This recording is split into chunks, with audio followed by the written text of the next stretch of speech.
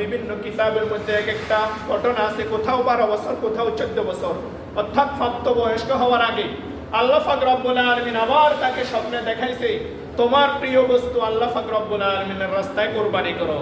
তখন সে 100টা উট কুরবানি করেছিল। কয়টা উট? দ্বিতীয়বার আবার স্বপ্নে দেখাইছে, হয় নাই, আবার কুরবানি দিয়েছে 100টা উট, হয় নাই। তৃতীয়বার আবার স্বপ্নে যোগে দেখাইছেন, তোমার সবচাইতে দুনিয়ার প্রিয় বস্তুকে কুরবানি দাও। এখন তার নবী তো, তার জানা হয়েছে আমার তো দুনিয়াতে সবচাইতে প্রিয় বস্তু আমার ইসমাইল, কারণ 80 বছর পরে যেখানে আমি সন্তান আল্লাহ পাক আমাকে দিয়েছেন, এটা তো সবচাইতে বড় অলৌকিক একটা ঘটনা। 80 বছর বিয়ের বয়স, নিঃসন্তান ছিল, এখন সন্তান দিয়েছি। এমন যদি আমাদের বর্তমান সমাজে হয়, মনে হয় সারা দুনিয়া গরু জবাগরি খাওয়াই দিব। কি বলেন, ঠিক না? সমর্থ থাকলে, আর না হলে অন্তত খুশিতে সবাইকে বলবো। যাই হোক, তখন আল্লাহ পাক রব্বুল আলামিনের ওহী সে বুঝিয়ে গেছে।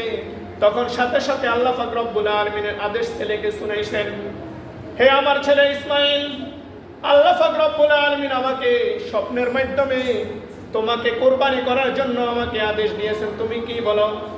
আল্লাহ পাক রব্বুল আলামিন তাকে বলতেছেন, ইয়া বাতিফ আলমা তুকমার। আল্লাহ পাক রব্বুল আলামিনের আদেশ শোনার সাথে সাথে ইসমাইল আলাইহিস সালাম বলতেছেন, হে আব্বা, আপনাকে আল্লাহ যে আদেশ করেছে এই আদেশ আপনি তাড়াতাড়ি পালন করেন।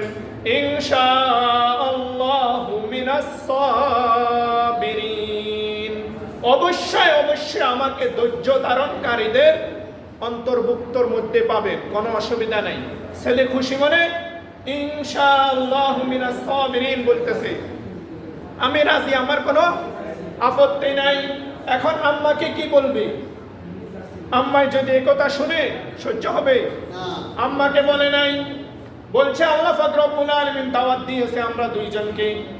গোপনে একটা গামছা আর একটা ছুরি নিয়ে রওনা, যেখানে মিনা বাজারে এখন হাজিরা কোরবানিতে যারা সৌদি আরব গেছেন জানেন, সৌদি আরব মিনা বাজার আছে না, যেখানে এখন হাজিরা কোরবানি দিব, ওইখানে গিয়ে হাজির ছেলে এবং ছেলের বাবা। ছেলে কুরবানি করার জন্য প্রস্তুত, কুরবানি হওয়ার জন্য প্রস্তুত, বাবা কুরবানি